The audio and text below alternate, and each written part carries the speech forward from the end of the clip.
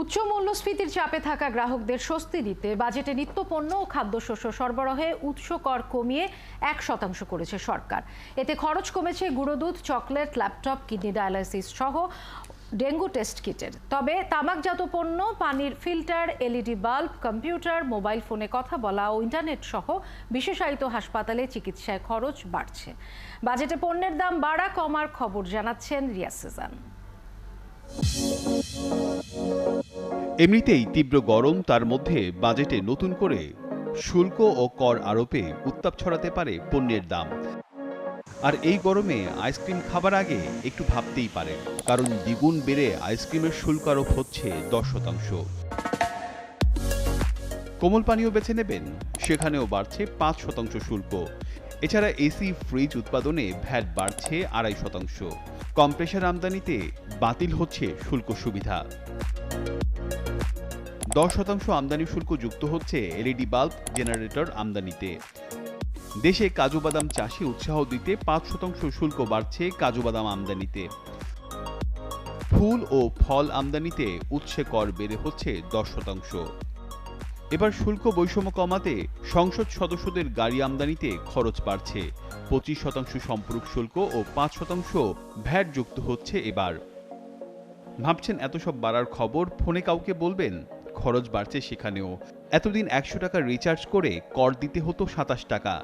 এবার যুক্ত হচ্ছে 5% সম্পর্ক শুল্ক। 100 টাকা রিচার্জে কথা বলা যাবে 69 টাকা 35 পয়সা। বাড়ছে সিম কার্ড খরচও। ভাবছেন ইন্টারনেটে বলবেন? সেখানেও বাড়ছে 5% কর। ধূমপায়ীদের জন্য এবার দুঃসংবাদ। 5% বাড়ছে সিগারেটের খরচ। 10 গ্রাম জর্দা কিনতে খরচ পড়বে 48 টাকা। তবে কি ঘুরতে যাবেন? অ্যামিউজমেন্ট বা থিম পার্কের ভ্যাট 7% থেকে বেড়ে হচ্ছে 15%। তুলে নেওয়া হচ্ছে ট্যুর অপারেটরদের কর অব্যাহতি। তবে কি নিশ্চিন্তে ঘুমাবেন? না, ঘুমের উপর কোনো ভ্যাট বসছে না, বরং ভ্যাট বসছে নাইট গার্ড সিকিউরিটি সার্ভিস সেবায়। 10% থেকে এটি বাড়িয়ে করা হয়েছে 15%। এবার কিছু সুখবর। এতদিন গুঁড়ো দুধের ওপর কর দিতে হতো 89.32%। এবার সেটি 58.60% করা হচ্ছে। 45% থেকে শুল্ক কমিয়ে 20% করায় দাম কমছে বিদেশি চকলেটেরও। ল্যাপটপ আমদানিতে 10% শুল্ক কমিয়ে করা হয়েছে 20.5%। এছাড়া switch, socket, electric motor, motorcycle parts আমদানিতে খরচ কমছে। কিডনি ডায়ালাইসিস ফিল্টার, ডেঙ্গুর কিট, ক্যান্সারের ওষুধ সামগ্রীতে বাড়ছে রিয়াতি সুবিধা। কর বহির্ভূত খাতে আয় বাড়াতে এবার বাড়বে সরকারি সেবার খরচ।